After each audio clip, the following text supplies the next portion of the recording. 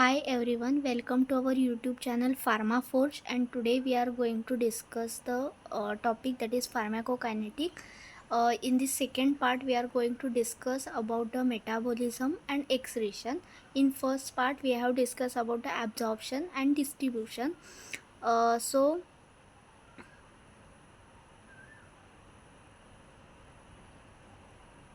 metabolism is also called as biotransformation, and it is a process of the biochemical alteration in the drug. Liver is a major site of the metabolism. तो हमारे body में जो drug आया हुआ है वो lipophilic in nature है। तो लिपोफिलिक इन नेचर है, उसका एब्जॉर्प्शन होने के लिए उसकी लिपोफिलिसिटी बहुत ही रिक्वायर्ड चीज़ है। पर अगर ड्रग को बॉडी से एक्सक्रीट आउट करना होगा, यानी कि उसे वाटर सोल्यूबल बनाना होगा, मतलब कि अगर ड्रग का रीनल एक्सक्रीशन हो रहा है, मतलब कि ड्रग का एक्सक्रीशन यूरिन से हो रहा है, तो उसका वाटर सोल्यूबल होना बहुत ही इम्पॉर्टेंट है।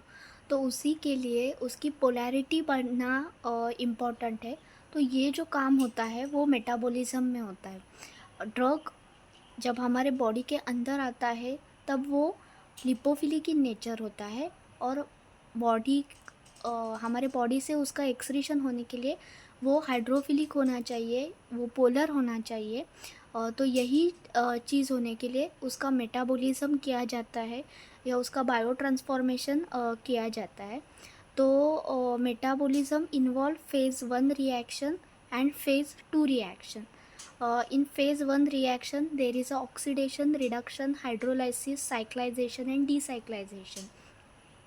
कुछ ड्रग ऐसी होती है कि जो मेटाबॉलिज्म करते वक्त, मतलब कि अगर उन पे any of this phase 1 reaction हमने परफॉर्म किया, इधर ऑक्सीडेशन, रिडक्शन, हाइड्रोलिसिस, साइक्लाइजेशन और डिसाइक्लाइजेशन, इनमें से कोई भी अगर परफॉर्म किया तो उसकी पोलैरिटी बढ़ जाती है। मतलब कि ये सभी प्रोसेस करने की वजह से ये ड्रग हाइड्रोफिलिक बन जाती है। पर कुछ ऐसी ड्रग होती है कि मेटाबॉलिज्म के बाद भी उनका एक फ़र्दर मेटाबोलाइट बनता है, और वो फर्दर मेटाबोलाइट भी हमारे यूरिन से एक्सक्रीट आउट नहीं हो सकता। तब हमारे ड्रग पे हम फेज़ 2 रिएक्शंस परफॉर्म करते हैं। That is it in phase 2 reaction glucuronide conjugation, then glycine conjugation, glutathione conjugation, acetylation, methylation and sulfate conjugation, all these are included under phase 2 reaction. In phase 1 reaction, there is a oxidation, reduction, hydrolysis, cyclization and decyclization. And in phase 2 reaction, there is a glucuronide conjugation, glutathione conjugation, then acetylation, methylation and sulfate conjugation. In this chart, phase 2 reaction, different type of phase 2 reaction and the enzyme that are required to perform these phase 2 reactions are given. For glucuronide conjugation, UDP glucuronyl transferase is required. For glycine conjugation, acyl CoA glycine transferase is required. For glutathione conjugation, glutathione transferase is required. For acetylation, N-acetyl transferase is required. For methylation, trans-methylase enzyme, and for sulfate conjugation, sulfotransferase enzyme is required. सो अगर कोई भी drug है, अगर उसका metabolite ऐसा हो कि जो फर्स्ट फेज़ 1 रिएक्शन होने के बाद भी बॉडी से एक्सक्रीट आउट नहीं हो रहा है, तभी उस पर फेज़ 2 की रिएक्शंस परफॉर्म किए जाते हैं। और उसमें either of any this, like glucuronide conjugation भी हो सकता है, ग्लाइसिन कंजुगेशन भी हो सकता है, एसिटाइलेशन भी हो सकता है, और मिथाइलेशन, एनी ऑफ दिस हो सकता है। तो ये सभी मेटाबॉलिज्म का जो प्रोसेस है वो हमारे लीवर में होता है।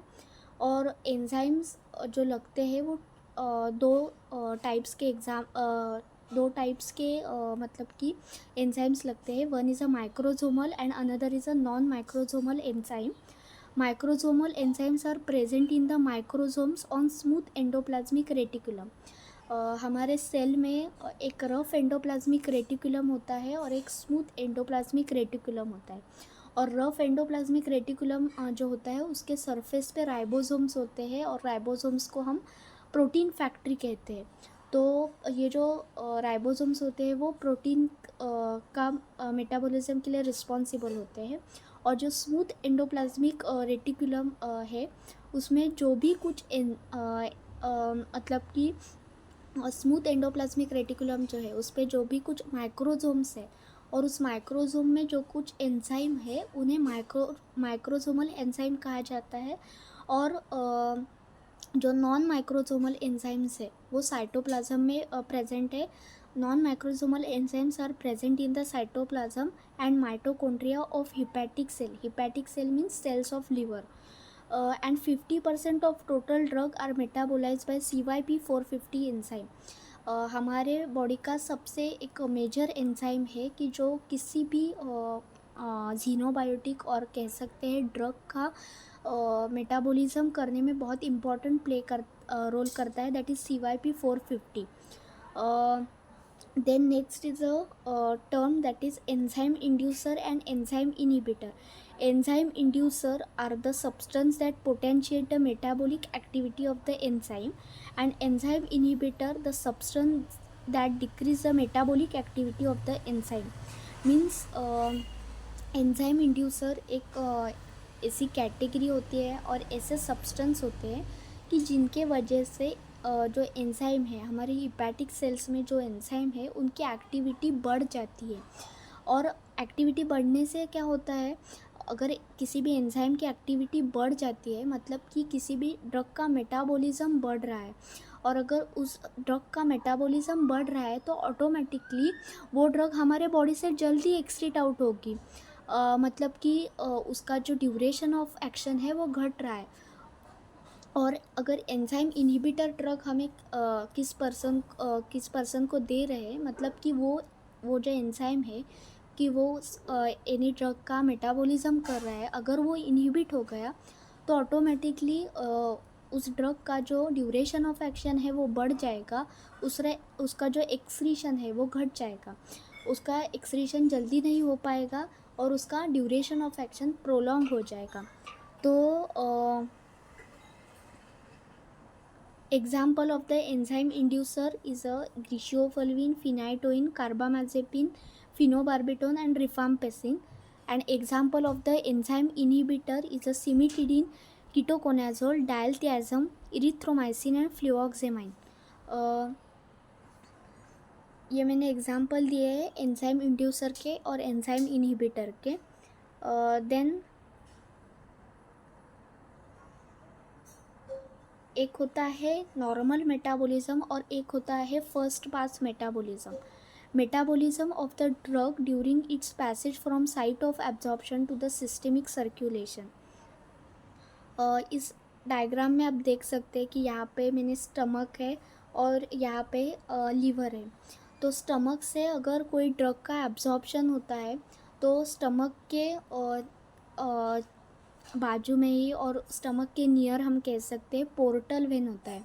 तो पोर्टल वेन जो होता है उस पोर्टल वेन में ड्रग जो होती है वो एब्जॉर्ब होती है और वो पोर्टल वेन उस ड्रग को एब्जॉर्ब ड्रग को लीवर के पास लेके जाता है और लीवर में जो एंजाइम्स है तरह तरह के वो ड्रग को मेटाबोलाइज कर देते हैं। मतलब कि ड्रग सिस्टेमिक सर्कुलेशन को जाने से पहले ही उसका मेटाबॉलिज्म हो जाता है। तो फर्स्ट पास मेटाबॉलिज्म से क्या होता है कि हमें ड्रग का जो डेजायर्ड फार्माकोलॉजिकल इफ़ेक्ट है वो नहीं मिल पाता है। तो यही एक प्रॉब्लम है ड्रग का फार्माकोलॉजिकल इफ़ेक्ट न मिलने के लिए कि उसका फर्स्ट पास मेटाबॉलिज्म हो जाता है, क्योंकि ड्रग जब एब्जॉर्ब होता है स्टमक से तो वो पोर्टल वेन में चला जाता है और पोर्टल वेन से वो लीवर में चला जाता है और लीवर में जो एंजाइम्स है वो उसको मेटाबोलाइज कर देते हैं। तो मतलब कि जिस इंटेंसिटी से हमें ड्रग का इफ़ेक्ट मिलना चाहिए वो हमें नहीं मिल पाता, यही इफ़ेक्ट है फर्स्ट पास मेटाबॉलिज्म का। तो next is a elimination. elimination is the irreversible loss of the drug from body, and kidney is the main organ of the excretion. Nephron is a functional unit of the kidney. Kidney से बहुत सारी drug हमारे body में excrete out होती है. इसके अलावा कुछ ड्रग ऐसी होती है कि जो स्किन से भी मतलब कि उनका एक्सक्रीशन होता है. कुछ ऐसी होती है कि जो ब्रेस्ट मिल्क से होती है, और कुछ हम हमारे इन्हेलेशन से, हमारे पल्मनरी रूट से उनका एलिमिनेशन बॉडी से होता है. तो यही डिफरेंट रूट है. एलिमिनेशन के भी बहुत सारे रूट है, but kidney is a main organ of the excretion. In kidney glomerular filtration, tubular reabsorption and tubular secretion occur. तो पहले तो हमारा ग्लोमेरुलर फिल्ट्रेशन होता है. ग्लोमेरुलर फिल्ट्रेशन में एक एफरन नर्व होती है, एक इफरन नर्व होती है. तो उस जो बोमैन्स कैप्सूल है, उस बोमैन्स कैप्सूल से कोई भी ब्लड है वो फ़िल्टर होता है, और फिल्टर होने के बाद वो प्रॉक्सिमल कन्वोल्यूटेड ट्यूब्यूल्स से गुजर के वहाँ पे डिसेंडिंग लिम्ब ऑफ एनले से जाकर असेंडिंग लिम्ब ऑफ एनले तक आता है, और असेंडिंग लिम्ब ऑफ एनले से वो फाइनली कलेक्टिंग डक्ट तक जाता है सबे फिल्ट्रेट. तो ये प्रोसेस होती है हमारे फिल्ट्रेशन की. तो ये फिल्ट्रेशन में साइज़ ऑफ मॉलिक्यूल बहुत ही मैटर करता है. अगर हमारी ड्रग जो है वो प्रोटीन बाउंड ड्रग है, तो उसका वो जल्दी से फ़िल्टर आउट नहीं होगी, क्योंकि उसका पार्टिकल साइज जो है वो बड़ा है.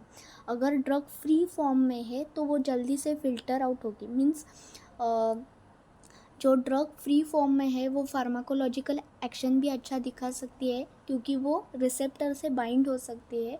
और अगर जब ड्रग जो है वो फ्री फॉर्म में है तो वो इजीली ग्लोमेरुलर फिल्ट्रेशन भी उसका हो सकता है. यही फ़ायदे होते हैं ड्रग का फ्री होने के. और next thing is renal perfusion rate. अगर रीनल परफ्यूजन रेट अच्छा है तो उसका मतलब कि एलिमिनेशन भी फास्ट होगा. अगर रीनल परफ्यूजन रेट कम है तो उसका एलिमिनेशन भी फास्ट नहीं होगा. Then highly ionized drug excreted more through kidney. ionized form of the drug is hydrophilic in nature, and unionized form of the drug is lipophilic in nature, and that's why ionized form of the drug is excreted more through the kidney. Then hydrophilic form of the drug excreted more than lipophilic form of the drug. यही कहा है कि ionise form जो होता है वो hydrophilic होता है, और हाइड्रोफिलिक होने की वजह से वो बॉडी से जल्दी एक्सक्रीट आउट होगा as compare to the unionize form of the drug. Then तो यही एक मतलब कि जो पीएच है बॉडी का, जिस साइड से हमारे ड्रग का एब्जॉर्प्शन हो रहा है, और हमारे ड्रग का नेचर क्या है, whether that drug is acidic in nature और बेसिक इन नेचर, और जिस साइड से एब्जॉर्प्शन हो रहा है उस साइड का एनवायरनमेंट कैसा है, वहाँ का एनवायरनमेंट एसिडिक है या बेसिक है. ये पॉइंट्स कंसीडर करके अगर किसी एसिडिक ड्रग की टॉक्सिसिटी हो जाए, मतलब कि वो ड्रग हमारे बॉडी से एलिमिनेट ही नहीं हो रहा है, वो एक्यूमुलेट हो रहा है, तो उसको आयोनाइज करना पड़ेगा. अगर ड्रग आयोनाइज फॉर्म में आ गया तो वो हाइड्रोफिलिक हो जाएगा, अगर हाइड्रोफिलिक हो गया तो जल्दी से जल्दी यूरिन से एक्सक्रीट आउट होगा. तो when toxicity of the acidic drug occur, sodium bicarbonate is use to make the urine alkaline. मतलब कि एसिडिक ड्रग है और अगर यूरिन अल्कलाइन है तो एसिडिक ड्रग उस अल्कलाइन यूरिन में आयोनाइज हो जाएगा, और आयोनाइज हो जाएगा मतलब कि वो हाइड्रोफिलिक हो जाएगा और बॉडी से जल्दी एक्सक्रीट आउट होगा. When toxicity of the basic drug occur, ammonium chloride is use to make the urine acidic. और अगर कोई ड्रग बेसिक नेचर में है और अमोनियम क्लोराइड जैसा एजेंट यूज़ किया जाए तो जो यूरिन है वो एसिडिक हो जाएगा, और वो जो बेसिक ड्रग है वो एसिडिक पीएच के वजह से, उस एनवायरनमेंट के वजह से वो आयोनाइज फॉर्म में आ जाएगा और बॉडी से जल्दी एक्सक्रीट आउट हो जाएगा. तो एक यूरिन अल्कलाइनाइजेशन और यूरिन एसिडिफिकेशन, यही तरीके होते हैं कि किसी ड्रग का जो टॉक्सिसिटी है वो रिड्यूस करने के लिए और उस ड्रग को जल्दी से जल्दी बाहर बॉडी से बाहर निकालने के लिए। Tubular secretion, acidic pump and basic pump are present. Through acidic pump acidic drug are remove and through basic pump basic drug are remove. Tubular secretion के बारे में आपने पढ़ा होगा, drug drug interaction in between the probenecid और penicillin. प्रोबेनासिड और penicillin अगर दो ड्रग एक साथ में दी जाए तो प्रोबेनासिड जो होती है वो पेनिसिलिन का ट्यूबुलर सिक्रीशन नहीं होने देती है और पेनिसिलिन को मतलब कि ब्लड में वैसे ही रखने देती है और उसके वजह से पेनिसिलिन का जो ड्यूरेशन ऑफ एक्शन है वो बढ़ जाता है। तो ये एक ड्रग ड्रग इंटरेक्शन है। Then kinetics of drug elimination. Kinetics of drug elimination in this plasma half-life.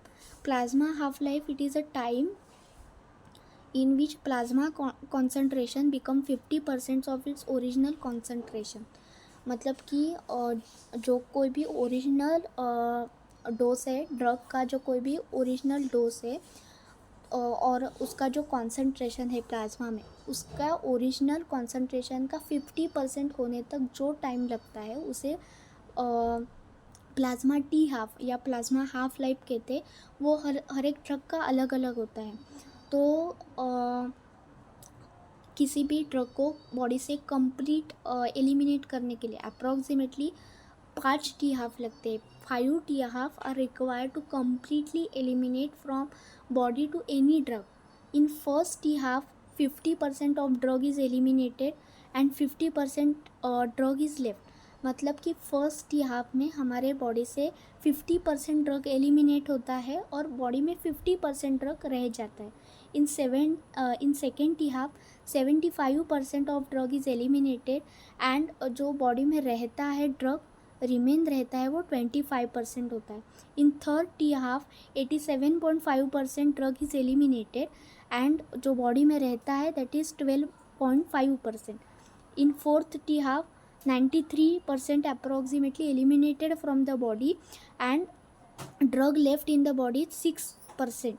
and in fifth T half 96% हमारे बॉडी से निकल जाता है ड्रग। मतलब कि मैक्सिमम 5 टी हाफ लगते हैं किसी भी ड्रग को हमारे बॉडी से कम्प्लीटली एलिमिनेट आउट होने के लिए।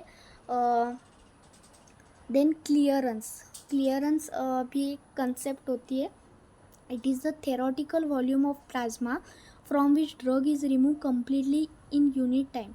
एक वॉल्यूम एक प्लाज्मा का ऐसा वॉल्यूम हाइपोथेटिकल वॉल्यूम कंसिडर किया जाता है कि जिसमें से ड्रग कम्प्लीटली रिमूव हो चुकी है। मतलब कि एक यूनिट टाइम होता है किस यूनिट टाइम में कितना ड्रग हमारे बॉडी से निकल रहा है, दैट इज़ क्लियरेंस।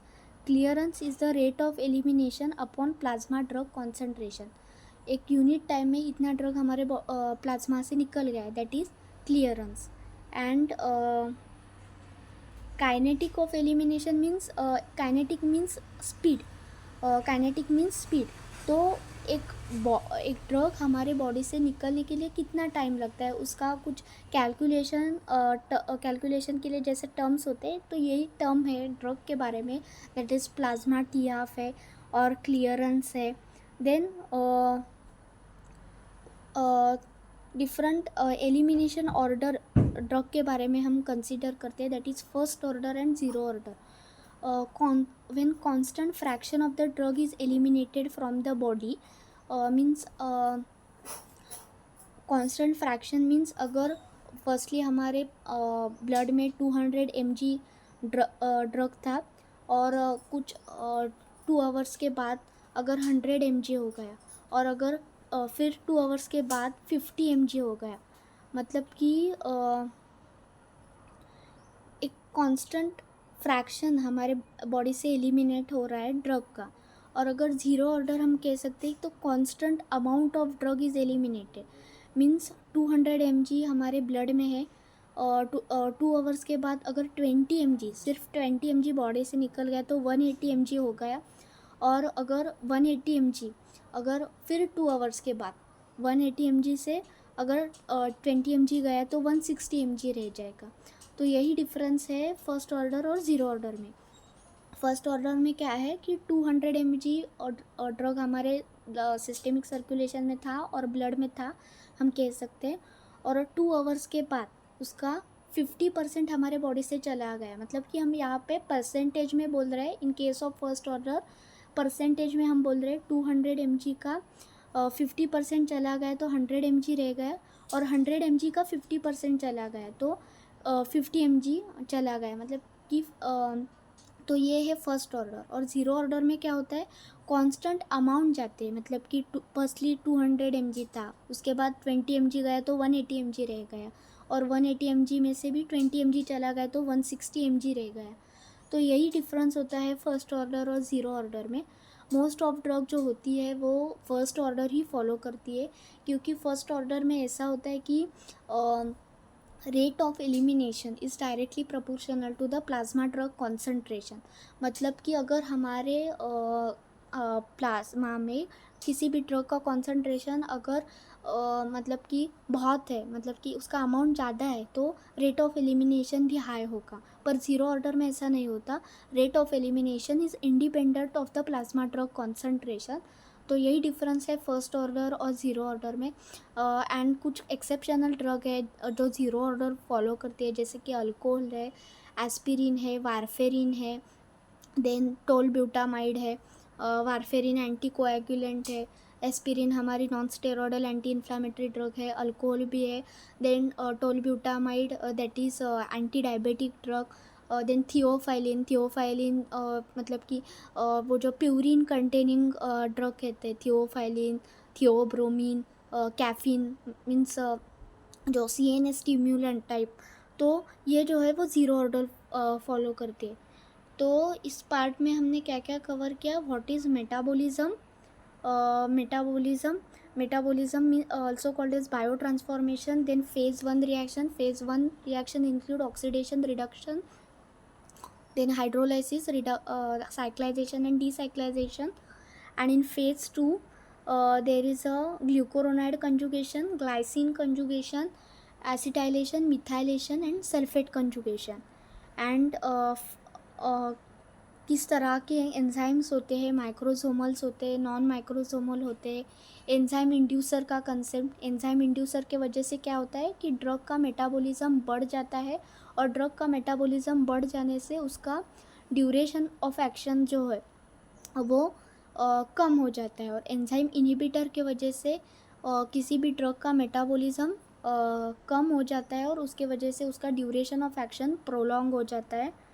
और उनके एग्जाम्पल्स हमने देखे। फर्स्ट पास मेटाबॉलिज्म का कंसेप्ट देखा कि जो ड्रग स्टमक से एब्जॉर्ब हो रही है वो हिपैटिक पोर्टल वेन के थ्रू वो लीवर में जाती है, और लीवर में जाने की वजह से वहाँ की जो एंजाइम्स है वो उसे मेटाबोलाइज कर देती है, और उसके वजह से ड्रग अपना फार्माकोलॉजिकल इफेक्ट डिज़ायर्ड अमाउंट में नहीं दे सकती। That is first pass metabolism. और एलिमिनेशन के बारे में हमने देखा कि जैसे कि काइनेटिक्स T12 का कंसेप्ट है। मतलब कि ऐसा टाइम जो रिक्वायर्ड होता है ड्रग का ओरिजिनल कॉन्सेंट्रेशन से उसका कॉन्सेंट्रेशन उसके ओरिजिनल कॉन्सेंट्रेशन से उसका 50% तक हो जाए, that is the plasma T12। Then clearance it is theoretical volume of plasma from which drug is remove completely in unit time. एक यूनिट टाइम में कितना ड्रग हमारे प्लाज्मा से रिमूव हो रहा है, इसका एक हाइपोथेटिकल और एक हम डाटा लेते हैं, दैट इज़ क्लियरेंस रेट। और ऑलवेज रिमेंबर हमारा जो ग्लोमेरुलर फिल्ट्रेशन रेट होता है, हमारा जो ब्लड ग्लोमेरुलर से फिल्ट्रेट होता है उसे वो कितना मतलब किस रेट से उसका फिल्ट्रेशन हो रहा है वो डिटरमाइन करने के लिए हम इन्यूलिन का यूज़ करते हैं, क्रिएटिनिन क्लियरेंस यूज़ करते हैं। इन्यूलिन बहुत कॉमनली यूज़ किया जाता है, क्रिएटिनिन भी बहुत यूज़ किया जाता है। इन्यूलिन का क्वेश्चन पूछा जाता है कि इन्यूलिन क्या होता है, तो inulin is a polymer of the fructose. Okay, ये बहुत पूछा जाता है, और क्रिएटिनिन क्लियरेंस के भी बारे में पूछा जाता है। और first order than zero order कौन सी ड्रग ज़ीरो ऑर्डर फॉलो करती है? तो ज़ीरो ऑर्डर एस्पिरिन फॉलो करती है, अल्कोहल, देन वारफेरिन, टोलब्यूटामाइड, थियोफाइलिन, ये सारी ड्रग जो है वो ज़ीरो ऑर्डर फॉलो करती है। Thank you.